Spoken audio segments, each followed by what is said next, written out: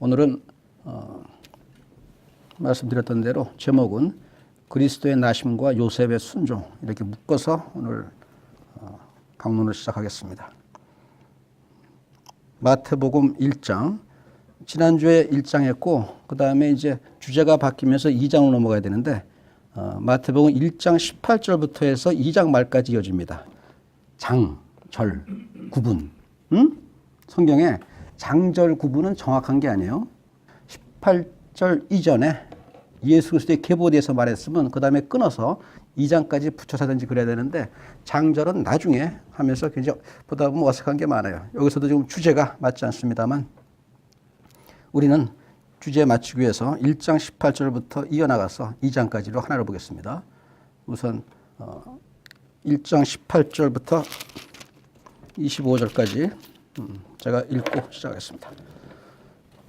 예수 그리스도의 나심은 이러하니라. 그의 어머니 마리아가 요셉과 약혼하고 동거하기 전에 성령으로 잉태된 것이 나타났더니 그의 남편 요셉은 의로운 사람이라.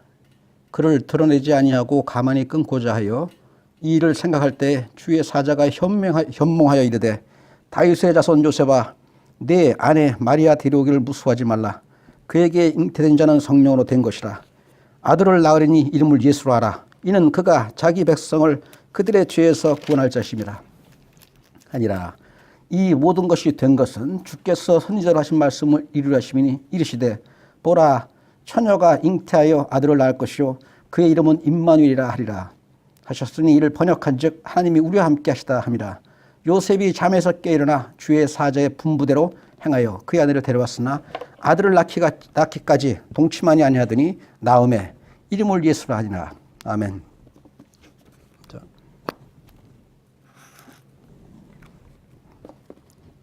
18절부터 25절까지인데 주제에서 조금 벗어나 있는 마지막 것부터 먼저 하고 들어가겠습니다. 자, 아들을 낳기까지 동침하니 아니하더니 이름을 예수라 하니라. 이 부분은 먼저 하고 그 다음에 요셉의 순종으로 다시 넘어가겠습니다.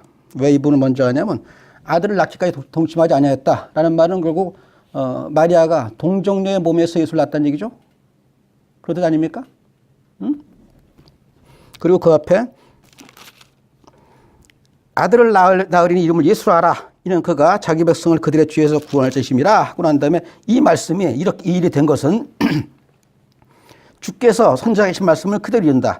구약에서 예언했던 게 지금 예수를 통해서 마리아를 통해서 실현된다 강조한 겁니다. 그러고 나서 23절에 말합니다. 보라 처녀가 잉태하여 아들을 낳을 것이요 그 이름은 임마누엘 하리라. 바로 구약에 이사야서 7장 14절에 기록되어 있던 이 구절이 실현된 거다 이렇게 말하는 겁니다. 부분을 왜 사실 주제에 벌써 오늘 요셉의 순종 주제에서 좀 벗어나기 때문에 안 하는 게 좋습니다만 맞지가 않아요. 주제가 일치되지 않아. 근데 안 할 수가 없습니다.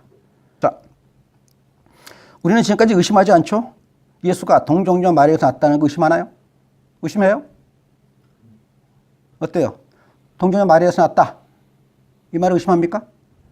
의심하지 않잖아. 이거 의심하면 성경에 있는 거 지금 여기서 당장 우리가 읽고 있는 구절에도 아들을 낳기까지 동침하지 않았다는 말도 무수히 되고 그 다음에 마리아 수태고지라는 거 가브리엘 천사가 마리아에게 나와서 네가 성령으로 잉태할 거다 라고 했던 것도 허구가 되고 그렇죠?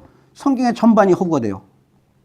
이 부분이 왜 민감하냐면 보라 처녀가 잉태하여 아들을 낳으리니 그 이름 임마누엘 하리라 했을 때 이 구절 이사야서 7장 14절에 있는 구절은 원어로 하면 이게 아닙니다. 처녀가 잉태하여 아들을 낳는다고 우리가 번역했던 거 이 부분이 원어에서 할 때는 알마입니다. 알마는 처녀가 아니에요. 젊은 여자예요. 젊은 여자고 또 하나 더 중요한 거는 처녀라고 쓸 수 있는 당시 히브리어가 따로 있어요. 알마 말고 베툴라라는 말이 따로 있단 말이야. 근데 그 중에서 지금 신약에서 헬라어로 번역하면서 지금 젊은 여자, 원래 있던 젊은 여자로 번역하지 않고 이 처녀로 번역했던 이유가 뭐냐? 또 하나 더 중요한 거는 자, 젊은 여자로만 돼 있던 게 아니라 이사야서에 이렇게 되어 있습니다. 그 젊은 여자라고. 그게 뭐냐면 다 알고 있던 얘기예요. 누군지.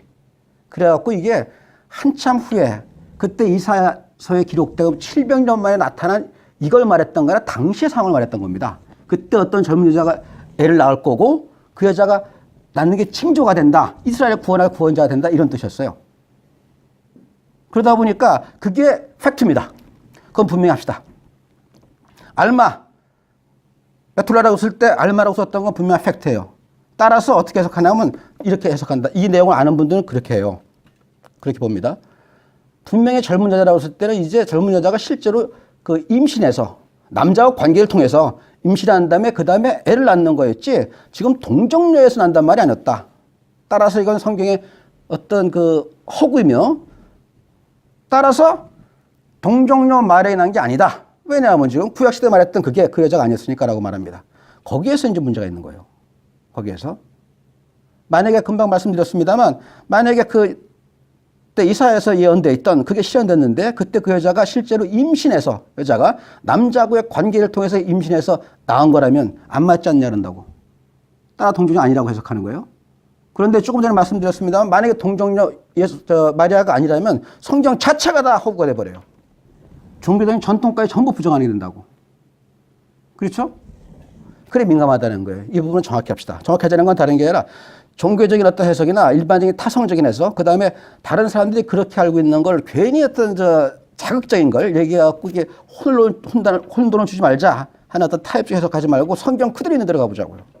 자, 그렇습니다.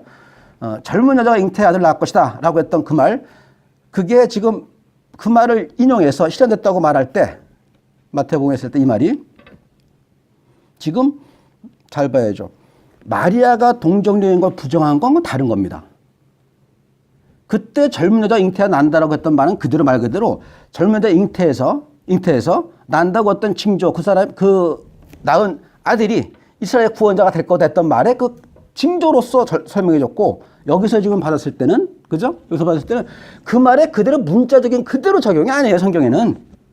지금 마태가 특히 마태복음에서 30, 40개 넘게 지금 구약 그 구절을 인용하면서 계속 말씀을 전하고 있는데 그거는 문자적인 그대로의 적용이 아닙니다. 다음은 여기서 핵심은 지금 징조를 말해준 거예요. 징조를.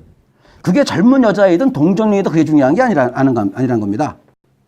동정녀는 왜 이렇게 중요하게 칩니까? 특히 가톨릭에서는 그냥 예수를 낳을 때만 동정녀가 아니에요. 영원한 동정녀입니다. 가톨릭은 말 자체가 영원한 동정녀예요. 그래갖고 예수를 낳을 때만이 아니라 끝까지 마리아의 삶은 동정녀였다. 그게 왜 그럴까요? 영지주의가 바탕에 깔려 있습니다. 영은 깨끗하고 거룩하며 육은 더럽다. 성은 더러운 거다. 그건 말이 안 됩니다. 우리가 우리의 어떤 그 신앙 고백으로 예수가 동정에 나셨다. 이게 중요한 게 아니라 그래서 무슨 또 거룩하다. 성은 성적인 어떤 관계 없이 예수가 낳기 때문에 거룩하다. 이런 차원에서 해석하는 게 아니라 저는 이렇게 봅니다. 왜 예수가 동정녀에서 낳냐로는 저는 가장 큰 근거를 거기서 봐요. 창세기 3장 15절. 뭐죠? 여자의 후손입니다. 여자의 후손은 어떤 거죠? 누구죠? 하나님께서 최초의 죄를 죄악을 범한 인간한테 가장 먼저 준 구원의 약속입니다. 여자의 후손은 네 머리를 칠 것이오 라고 하면서 사단과 맞서 이기리라 했던 게 그게 누굽니까? 인류의 구원자가? 이스라엘의 구원자가 아니라 육적, 영적 모든 이스라엘, 다시 말해서 하나님을 믿는 모든 자의 그 구원자가 누구요? 예수 아닙니까? 바로 그 태초에 하나님께서 말씀하셨던 여자의 후손의 어떤 시련이라고 본다면 볼 때 이게 지금 이사야서 7장 14절에는 그 여자, 젊은 여자냐 처녀냐 이게 핵심이 아니라 핵심은 여자의 후손이라고 본다는 거예요. 이렇게 정리합시다. 빨리 끝내고 정리합시다. 자, 성경적인 해석에 들어간다면 이렇게 보는 게 좋습니다. 여러 차례 강조해 말씀드렸습니다만 성경에서 언어적인 일치, 문자적인 일치로 보면 성경은 오류투성입니다.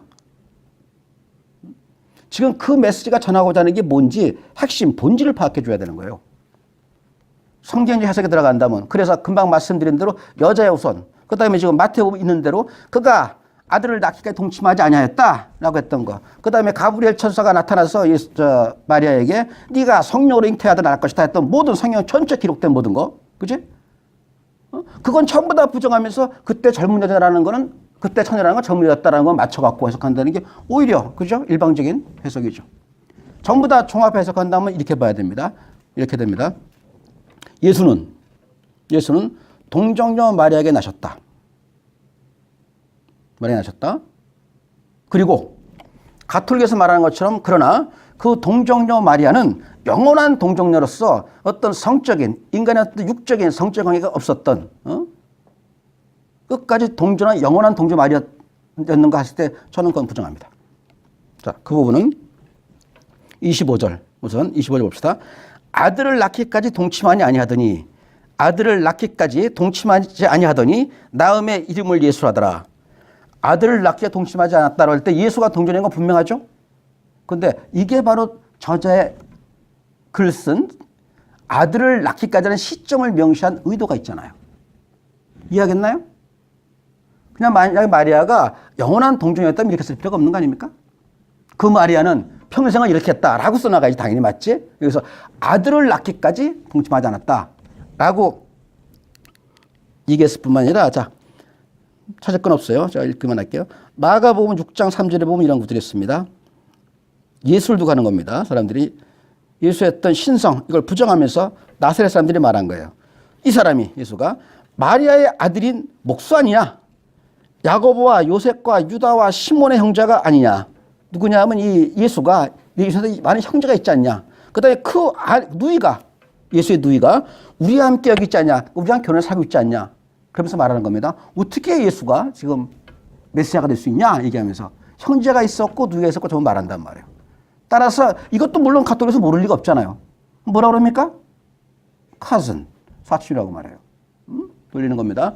근데 지금 말씀드린 것처럼 아들을 낳기까지라고 시점을 명시했던 거 등등 모든 거 봤을 때 일단 제1 동정녀 마리아의 몸으로 예수를 낳으셨다라고 했던 건 우리가 그 자체는 의심 없는 성경적인 이미 기록된 분명한 사실이고 팩트이고 성경적인 역사적인 혹은 어떤 이성적인 팩트 말하는 게 아닙니다. 성경적인 기록에 따른 팩트이고 그 다음에 영원한 동정인가 여부에 대한 거는 저는 그래요.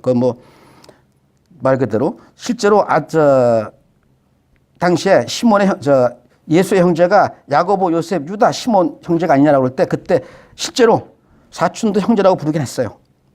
등등 때문에 여러 가지 논란의 여지가 있습니다만 그 부분은 지금 가장 중요한 건 아들을 낳기가 동침하지 아니하였다라고 말했던 걸 명시했던 걸로 봐서 저는 그렇게 봅니다. 자, 예수를 낳을 때 마리아는 동정녀였다라고 하는 걸로 자, 다시 말씀드립니다. 동정녀 마리아를 부정하게 할 때 여자의 후세라고 말했던 것보다 부정이 돼요. 그거는 간단하고 명료하게 정리합시다. 자, 그 다음 다시 처음으로 가요. 18절에서 예수가 나심은 이러하니라. 그의 어머니 마리아가 요셉과 약혼하고 동거하기 전에 성령으로 인태 나타났더니 그의 남편 요셉은 의로운 사람이라. 그를 드러내지 아니하고 가만히 끊고자 하여 이 일을 상할 때 주의 사자가 현명하여 이르되 다윗의 자손 요셉아 네 아내 마리아 데려오기를 무수하지 말라. 그에게 잉태된 자는 성령으로 된 것이라 라고 까지만 일단 끊죠. 자, 여기서 그의 남편 요셉은 의로운 사람이다. 저는 한번 말씀드렸던 것 같은데 성경에 나타난 수많은 인물들 중에서 제 개인적인 생각은 그래요. 가장 과소평가받은 사람이 요셉인 것 같아요. 이 과소평가받은 게 그야말로 마리아의 어떤 뭐라고 그래. 그 우스갯소리로 뭐라 그러잖아요.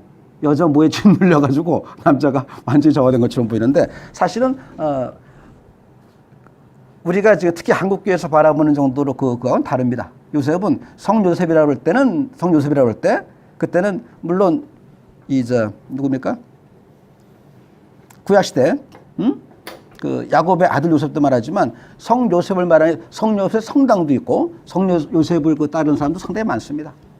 저는 개인적으로 가장 과소평가받은 인물이다라고 보고 그 다음에 제가 생각하는 오늘 이제 주제입니다. 제가 생각하는 우리가 기독교 신앙은 믿음은 순종입니다. 믿음이란 말은 결국 순종과 동요예요. 그 순종에 두 가지 유형이 있다고 본다면 저는 요셉의 순종과 아브라함의 순종을 두 가지로 봐요. 물론 그 두 가지라는 게 둘이랑 숫자가 중요한 거 아닙니다. 필요하다면 4, 5 늘릴 수 있겠습니다만 가장 어떤 핵심적인 두 개를 본다면 저는 요셉의 순종과 아브라함의 순종을 봅니다. 그만큼 저는 요셉에 대한 비중을 두는데 저만 그런 게 아니라 성경에서도 그의 남편은 의로운 사람이라 그를 드러내지 않냐고 가만히 끊고자 하여 라고 했습니다. 자, 요셉은 의로운 사람이라고 할 때 왜 요셉이 의인이죠? 왜 그랬을까요? 우선 의인이란 거 한번 정리합시다. 자, 성경에 이런 말 있죠? 해 아래 의인이 없다고. 또 의인이 없나니 하나도 없다고. 들어봤죠? 근데 이게 분명히 의인이라고 말하잖아. 요셉은 의로운 사람이다. 또 누가 있던가요? 성경에 말하는 의인? 기억나는 사람 있습니까? 제일 먼저 나오는 의인, 성경에.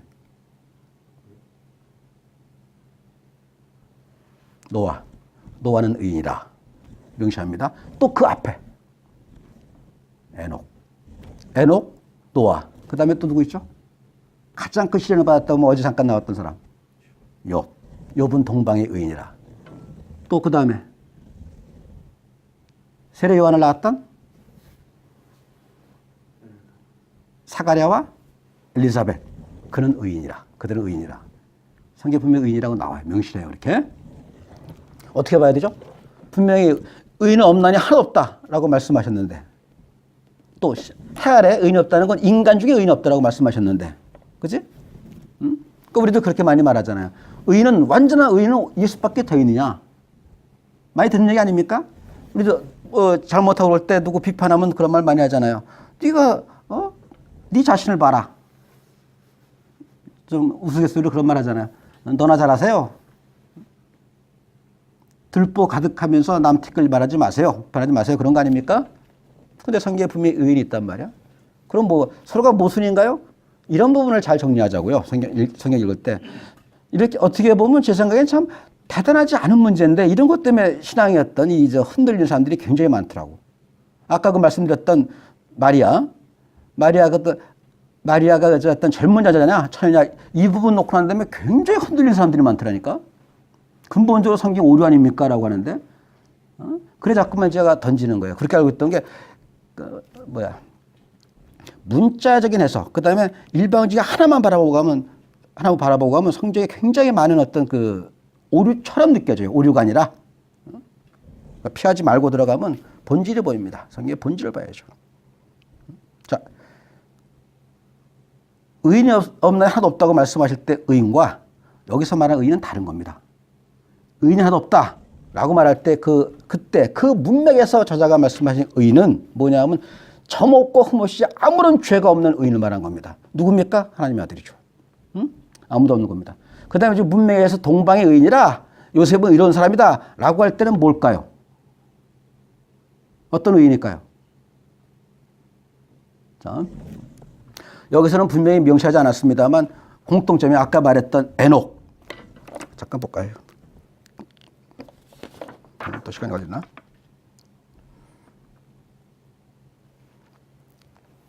자, 노아를 한번 보자. 잠깐만 읽어드릴게요. 보지 마세요. 보세요. 듣기만 하세요. 이것이 노아의 족본이라.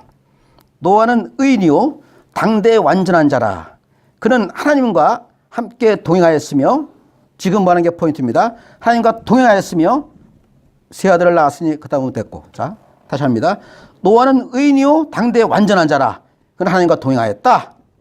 이게 노아입니다. 그 다음에 자, 우리 세상에서 육신의 어떤 죽음을 남기지 않았던 인물로 누굴 봅니까? 아까 했던 에녹 있죠? 또 예수, 또 엘리야. 그 에녹도 성경에 나옵니다. 그는 하나님과 동행하였다. 하나님과 동행하였으므로 그가 하나님이 그를 데려가시고 그 세상에 있지 아니하니라 라고 말합니다. 뭘까요 그러면? 순종을 말하는 겁니다. 순종. 의인이다 라고 말할 때 하나님과 동행한 순종을 말할 때 얘기하는 거예요. 그렇다면 요셉은 어떤 순종입니까? 요셉의 어떤 순종은? 일단 봅시다. 그의 남편 요셉은 의로운 사람이다. 그를 드러내지 아니하고 가만히 끊고자 했다. 이게 뭐를 드러내지 않은 거예요? 마리아가 임신한 거 드러내지 않은 거 아니야. 마리아랑 같이 약혼했지만 지금 둘이서 따로 떨어져 살았단 말이야. 아직 결혼하지 않았으니까. 자기하고 어떤 관계가 없어. 근데 임신했다고 말을 들었어요. 사람들을 통해 들은 겁니다. 그럼 마땅히 지금 뭐 불쾌한 걸 떠나서 어떻게 해야 되는 거죠? 뭐 성경에서 약혼이라고 번역했습니다만 약혼하고 정혼은 조금 약혼하고 좀 달라요. 그렇다고 해서 뭐 정혼했다라고 다르게 또 다른 단어를 쓰는 것도 이상하지만 조금 달라요. 약혼은 안 맞으면 파혼하면 돼요. 그죠? 지금의 약혼은. 근데 당시 유대인의 약혼은 결정되면 끝이에요, 이미. 다만 같이 살지 않기 때문에 서로가 한 집에 살지만 않는 겁니다. 그 기간 동안. 이미 정혼하고 난 다음에 양 집안에서 정혼하는데 끝입니다. 그 다음에 똑같이 율법에 따른 모든 걸 전부 다 받아요. 무슨 말이냐면 요셉하고 아무런 관계없이 마리아가 임신했다 그러면 간음이에요. 당신 어떻게 되죠? 죽여야 되는 거 아닙니까? 간단한 것 같지만 이럴 때 한번 우리 주목해 보세요.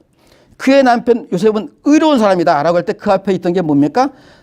마리아가 동거하기 전에 성령으로 잉태했다. 마리아가 동거하기 전에 임신했다. 그의 남편 의로운 사람이다. 그다음에 그를 드러내지 않냐고 가만히 끊고 됐다는 말은 뭐냐면, 그치?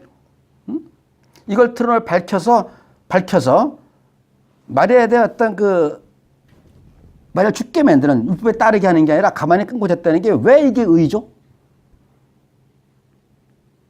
율법을 지키는 게 아닙니까? 어떻게 봐야 될까요? 자, 지금 요셉을 의인이다라고 했던 근거가 뭔지 한번 밝혀보자고요. 좋습니다. 아주 간단한 것 같은데 아주 간단한 거예요, 사실은. 근데 왜 이런 거 답이 안 나오나 몰라요. 예수께서 뭐라고 하십니까? 다들 유대인들은 율법의 조항을 따라가는 거 아닙니까? 율법 조항. 써야지 문자를 따라가는 거 아니에요. 예수는 뭐라고 하십니까? 예수는 모든 걸 합치면 하나다. 사랑이다. 라고 하는 거예요. 그때 가늠한 여인 돌쳐서 죽인다고 그럴 때 예수는 뭐라 그랬죠? 용서가 아니라니까요. 용서다 이렇게 말하면 안 된다면 거기 하나가 있었죠. 뭐요? 그 당시 바로 죽이는 거 아닙니까? 돌로 쳐 죽이는 거. 예수가 했던 건 딱 하나였어요. 뭐라고? 가서 다시는 죄 짓지 말라고 기회를 준 겁니다. 그 예수가 뭐라 그러죠? 간음한 영고 외에는 이래도 간음은 용서하지 않는단 말이에요. 간음이라는 거는. 단순히 꼭 간음한 영고 외에는 이혼하지 말란 말 쓰지 말아야지. 간음을 다 용서하는 거라면. 성경에 대한 어떤 이해, 판단, 해석을 이렇게 너무 차이적으로 하지 말란 말입니다.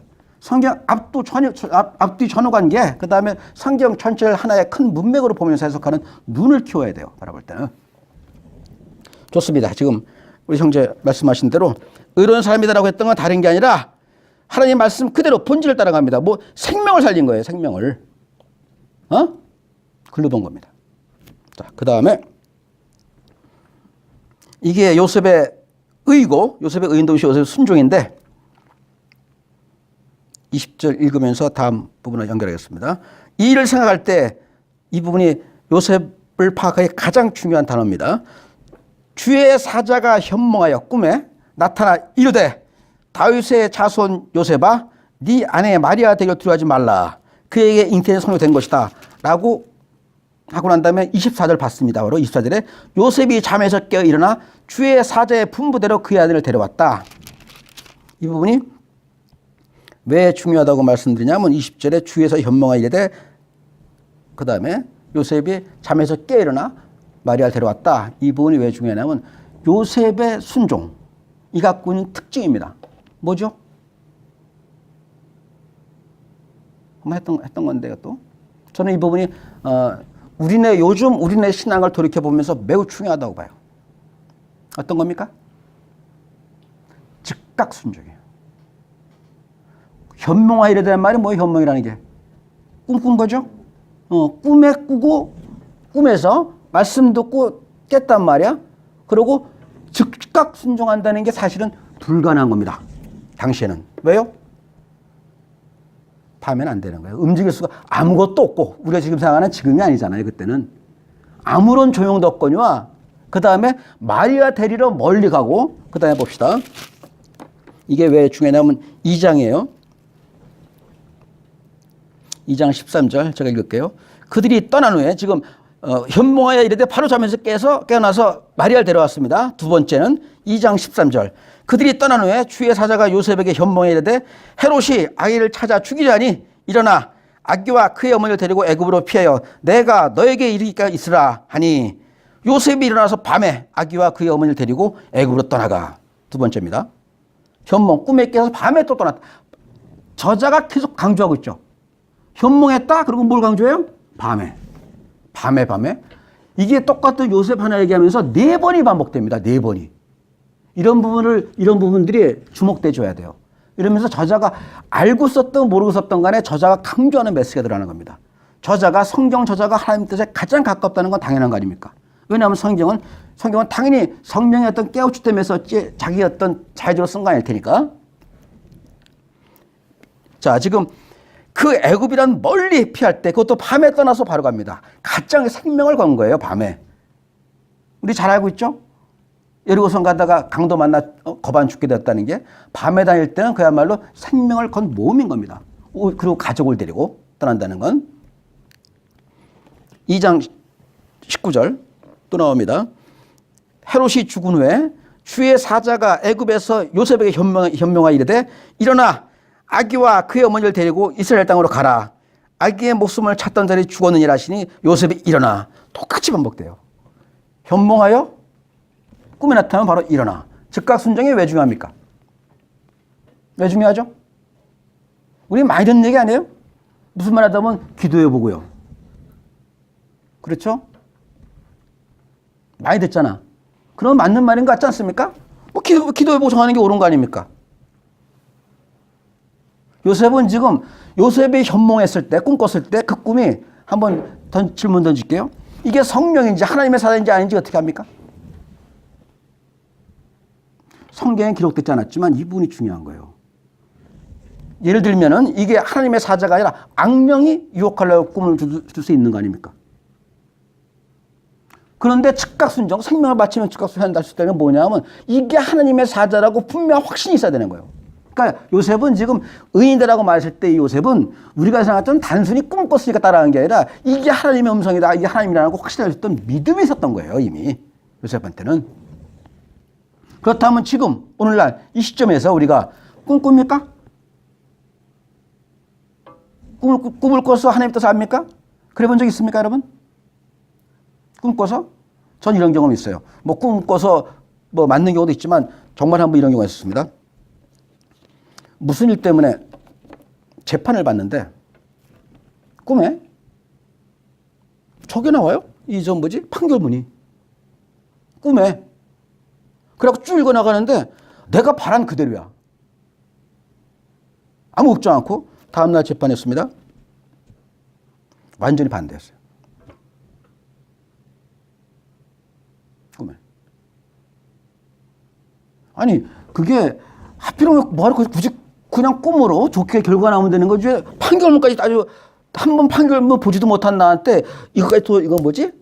저한까지 이게 판결문이 확 들어오더라고. 그러니까 얼마나 아침에 확신했을 겁니까? 난 뭐 이건 당연하지. 내가 무슨 아무것도 아닌데라고 생각했던 그게 다음날 보니까 전혀 반대했더라고. 꿈에는 이게 아닙니다. 사실이에요. 반면에 내가 꿈에 꿨는데 사실은 꿈 그대로 마치 계시처럼 된 것도 적지 않아요. 많이 있어요. 뭡니까? 있기도 하고 없기도 하다는 얘기는 조심하라는 얘기입니다. 내가 꾼 꿈을 마치 일반적인 계시냐 함부로 말하면 안 되는 거예요. 나한테 주신 하나님의 뜻일 수 있고 개인적인 메시지거니와 또 하나는 그 메시지조차도 내가 만드는 경우가 많아요. 사람들은. 무슨 말을 하려고 이런 말 하는지 아시겠죠? 기도해 볼게요 라는 말이 뭐냐고. 해야죠. 매일 기도하는 거지 어떤 일이 생기면 그것 때문에 기도하는 거는 다릅니다. 어떤 일이 닥칠 때 기도하잖아요. 그때 많은 경우는 하나님의 뜻을 구하는 것보다는 내 뜻을 맞춥니다. 내 뜻을 합렬만 시켜요. 주여 이렇게 하시옵소서. 하나님을 끌어당겨서 나한테 맞춰버리는 거 많더라고요. 제 경험에. 뭐 여러분도 마찬가지입니다. 저나 여러분만 아니라 많은 분들이 그런 거예요. 기도해 볼게라고 그럴 때. 요셉은 당신은 성경도 없고 아무것도 없습니다. 하나님의 뜻을 명백히 할 수 있는 계시가 없어요. 없단 말이야, 당시에는. 그때는 꿈을 통해서 또 뭐가 있죠? 당시에 구약이 있지 않았어요? 이런 말 하면 안 됩니다. 이 사람들 구약이라는 건 읽을 수도 없었거냐. 당시 배경에, 시대 배경에. 꿈에 또 뭐가 있습니까? 선지자를 통해서 또 뭐 자연현상을 통해서 여러 가지 그렇게 직접 계시를 통해서 말씀하시는 게 구약 시대입니다. 지금은 아니잖아요. 이제 성경을 통해서 말씀하신다면 이제는 바로 그겁니다. 항상 제가 정말 간절히 바라고 또 기도하고 소망하는 게 그렇습니다. 아르키테크처는 철저하게 말씀을 가는 게 그거요. 이제는 말씀으로 모든 게 보여줘야 돼요. 말씀을 읽고 묵상하고 내면화시켜갖고 밖에 있으면 언제 어느 상황이 나올 때 자연스럽게 나와야죠. 내 행동이. 언제 잠깐만 좀 있어봐 기도하고 갈게 할 수 없는 거 아닙니까? 지금 요셉이 즉각 순종했던 것처럼. 그래서 우리 신약시대 때 예수 그리스도 시대에 예수를 믿는 우리한테 중요한 건 다시 강조합니다만 이제는 말씀에 순종하는 겁니다. 말씀에 순종하되 즉각 순종하라. 왜? 시간의 텀이라는 게 물론 경우에 따라서 시간의 그 텀을 두고 나름대로 어떤 더 하나님의 뜻을 알고자 하는 순전한 바람이 있는 것도 사실입니다.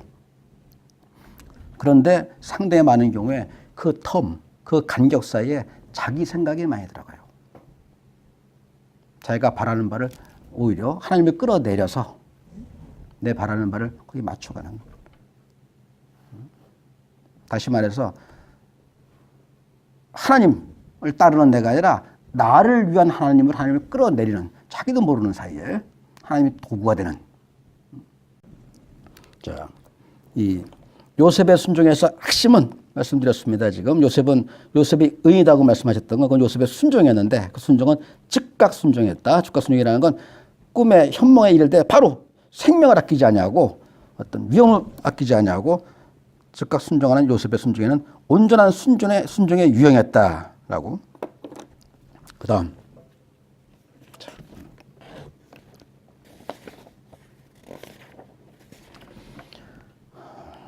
두 번째 이거 연결해서 하고 맞춥시다.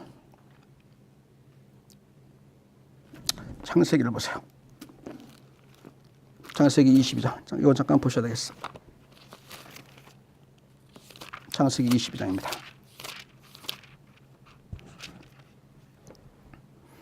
22장 1절부터 2절 제가 읽겠습니다.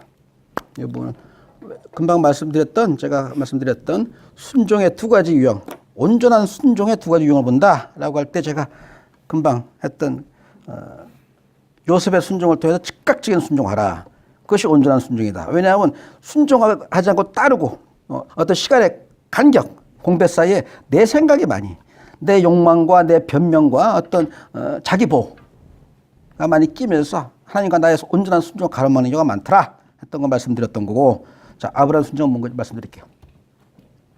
그 일 후에, 그러니까 그 일이 일어난 후에 하나님이 아브라함을 시험하시려고 그를 부르시되 아브라함아 하시니 그가 이르되 내가 여기 있나이다. 여호와께서 이르시되 네 아들 네 사랑하는 독자 이삭을 데리고 모리아 땅으로 가서 내가 네게 일러준 한 산 거기서 그를 번제로 드리라. 3절 앞에만 합니다. 아브라함이 아침에 일찍 일어나 나귀 위에 안장을 지우고 준비하는 겁니다. 자, 감 잡았죠? 뭐 하려고 그러는지. 아브라함의 순종 뭐죠? 요셉 순종은 아까 말씀 그렇잖아요. 어떻게 보면 한편 이런 말이 조금 경망스럽게 들릴지 모르겠습니다만 재밌잖아요. 현명하여 잠에서 깨요. 반복해서 3번 4번 하면서 그 등장인물 어떤 분명한 메시지를 제시했던 것처럼 여기서 뭘까요? 아브라함은 오히려 아침 일찍 일어나는 건 조금 다르죠. 왜 다르냐면 조금 다르잖아. 아침 일찍 일어나는 게 가장 정상적인 겁니다. 그치? 하나님한테 그 말씀 들었으면 밤에는 할 수가 없다니까요. 당시에 지금 같은 게 아니라 아예 아무 조명도 없는데 또 나가면 온갖 위험이 도사라는데 어떻게 밤에 움직이냐고. 그러니까 당연히 아침에 움직이는 게 좋아. 필요한 거야. 그러면 밤에 준비했다 아침에 하나? 그것도 아니야. 아침에 일어나서 나귀 안장 지우고 그러면서 준비한 겁니다. 두 종과 그의 아들 이삭을 데리고 준비한 거예요. 이건 정상적인 거 더 이상 말할 게 없습니다. 여기서 핵심은 시간의 개념이 아니라 이겁니다. 2절입니다. 여호와께서 이르시되 네 아들 네 사랑하는 독자 이삭을 데리고 모리아 땅으로 가서 내가 네게 이뤄준 한 산 거기서 번제로 드리라. 뭐죠? 네 아들 네 사랑하는 독자 이삭입니다. 아무 생각 없이 읽다 보면 편하게 읽고 넘어간 건데 성경 전체를 통틀어서 한 단어를 한 단어를 이렇게 valuable words, 가치어로 수식하는 경우는 이렇게 6번 하는 건 이것밖에 없어요. 전체를 다 털어서. 그냥 너는 이삭을 데리고 가라 하면 될 거 아닙니까? 너는 이삭을 번제로 바쳐라 그러면 될 거 아니야? 근데 네 아들, 네 사랑하는 독자 이삭이라는 게 왜 가치어죠? 자, 우리는 언어 중에서 소유, 대명사, 형용사, 가치어라면 내 거니까. 그 다음에 사랑하는 아름다운 멋진 이거 가치라고 그래요. 그 다음에 유일한 등등을. 근데 이게 다 들어가는 거야. 네 아들, 네 사랑하는 독자 이삭이라고 할 때 다 들어갑니다. 뭐가? your son, 콤마. 다시 들어갑니다. 다시 또 your son, your lovely, unique son 다 들어가니까. 한 단어에. 이삭을 하는데 이런 게 뭐 그럴 수 있는 거 아닙니까? 저는 그게 그렇게 보이지 않는 거예요. 응? 여기서 네 아들, 네 사랑하는 독자 이삭이라고 강조했을 때 지금 그 일 후라고 할 때 이게 어떤 사건인지 아십니까? 어떤 사건이 있을 때? 아브라함한테 이삭은 단순히 아들이 아닙니다. 그 앞에 누가 있었죠? 이스마엘. 지금 그 일 후라고 할 땐 이스마엘을 쫓아낸 다음에요. 이스마엘도 아들이었고 자기한테 장자로 11년을 있었는데 그러면 사람들이 그런단 말이에요. 그래서 할 수 있죠. 아, 그건 소자의 아들하고 어디 같습니까? 다르죠. 그렇지 않아요? 자, 야곱의 아내가 몇 명이죠? 12아들을 낳은 야곱의 아내가 4명이에요. 레아와 라헬, 그건 처입니다. 부인이야. 그 다음에 2명은 누구죠?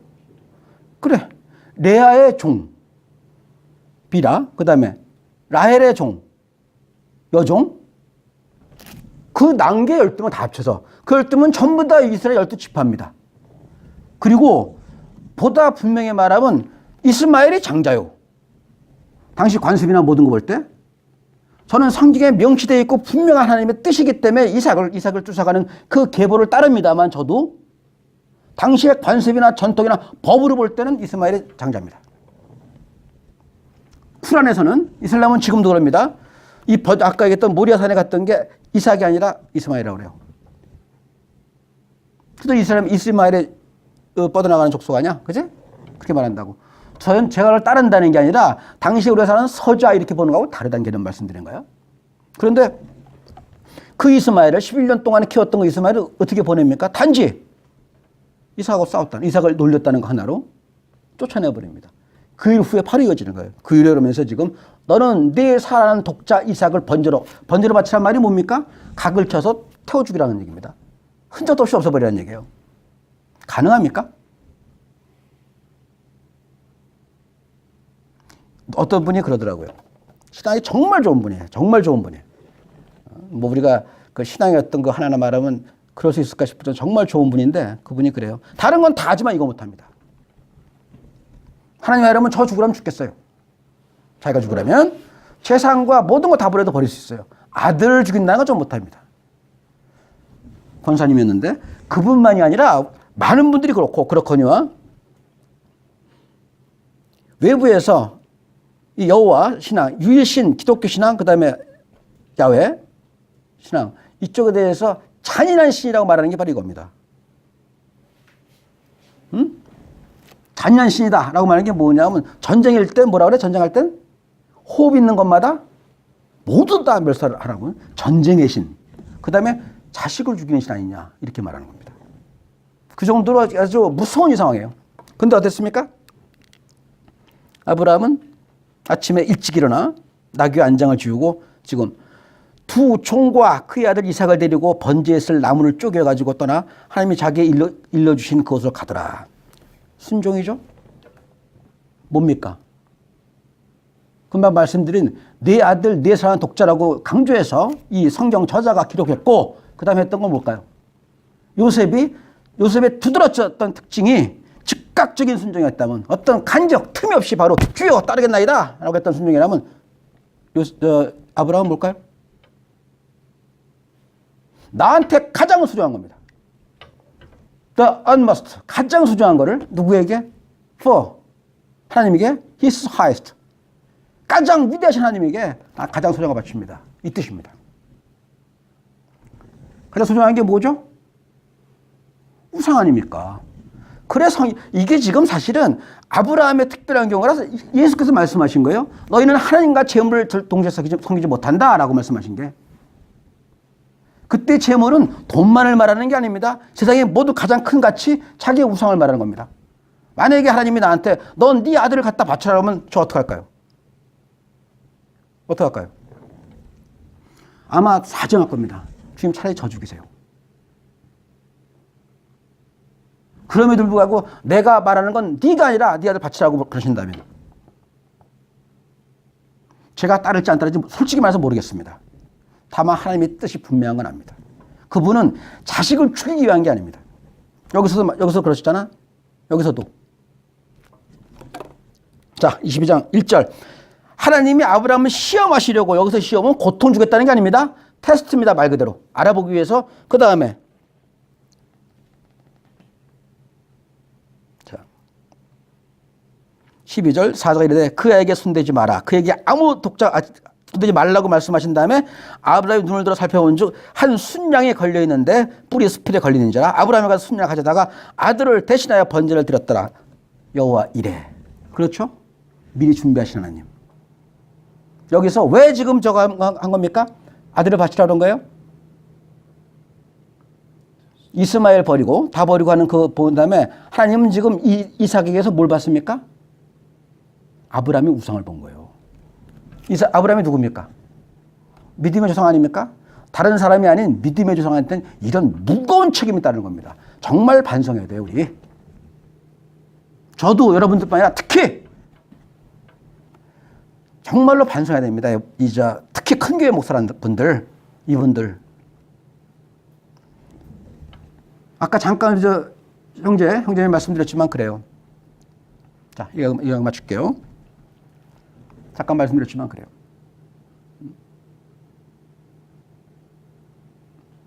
만약에 그 세습을 하고, 만약에 목사도 사람이니까 또 뭐 등등으로 교회에서 어떤 부와 지위와 명예를 누리는 게 맞다면 예수는 아마 본을 보이기 위했던 예수는 분명히 예수도 결혼해서 세습을 하겠을 겁니다. 가정을 타면. 그게 아니라면 사도들을 통해서도 예수의 본을 따라서 했던, 물론 예수의 어떤 공생은 짧았습니다. 십자가에 죽어야 되는 희생이 있기 때문에 할 수 없었을 겁니다. 그렇다면 사도들을 통해서라도 했을 겁니다. 사도 한 명도 없습니다. 세습은 교회 파괴입니다. 그리스도 신앙에 대한 무서운 배역입니다. 그거는. 이런저런 말을 어떤 말로 변명을 하든 간에 탐욕입니다. 재물과 지위와 명예와 권력을 갖고는, 다시 말해서 불신앙입니다. 하나님이 종일 수가 없습니다. 그들에게는 무서운 하나님의 심판이 있습니다. 다만 안타까운 건, 그래서 우리가 다투고 우리가 저항해야 되는 건 그겁니다. 그를 따라가는 어리석은 수없이 많은 수십만의 그 성도 때문에 외쳐야 돼요. 안타깝지만. 정리하겠습니다. 자, 순종의 두 유형에 대해서 말씀드렸습니다. 요셉의 순종은 뭐라고요? 즉각 순종하라.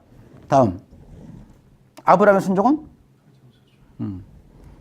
내 마음에 있는 우상을 버려라 이겁니다.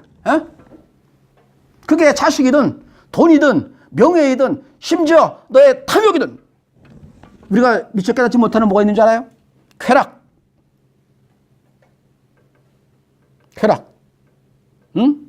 저도 여러분도 조심하세요. 자녀 이런 거 등등은 다 언뜻 떠오르지만 그 쾌락이 나한테 우상일까라고 하는 게 많은 분들이 갸우뚱하는데 무서운 우상입니다. 쾌락. 이건 제가 감히 이렇게 말씀드리는 건 제가 해봤기 때문에 그래요. 고백컨대 쾌락은 무서운 우상입니다. 그게 성적이든 물질적이든 명예든 자기를 자극하는 쾌락은 무서운 유혹이고 우상입니다. 그걸 버리라는 겁니다. 즉각 그리고 버려라. 두 가지가. 예수가 제자 부를 때도 그렇잖아요. 부름에 버리고 따르니라. 똑같은 겁니다. 이게 순종의 유형입니다. 즉각 우상을 버려라. 한마디로 정리하면 이겁니다. 순종은 here and now. 지금 여기서. 그 다음에 the most. 가장 소중한 걸 하나님 바라보는 거. 결국 하나님이 도구가 아니라 내 쾌락과 명예와 지위와 내 가치를 위한 도구가 아니라 내가 하나님의 도구가 되는 것. 그게 신앙입니다. 그 신앙에 대한 하나님의 아름다운 상급이 우리의 구원입니다. 정리합시다. 우리의 순종은 즉각 그리고 오직 주여 외치면서 내 우상을 버리자는 것. 자, 마치겠습니다.